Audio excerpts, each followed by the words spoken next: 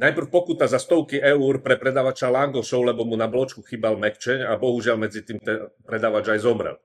A teraz pokuta stovky eur predavačovi zmrzliným humenom, pretože vraj kontrolórom nevydal bloček a načas nezaregistroval tržbu za predaj zmrzliny vo výške euro 20. A teraz sa pozrime, aký je prístup vlády k veľkým firmám, spriateľeným firmám, ktoré vraj na daniach dlhujú stovky miliónov eur. Vypočujme si pocity ministra financií Kamenického, ktorý šéfuje aj tej finančnej kontrole, ktorá šikanuje malých obchodníkov.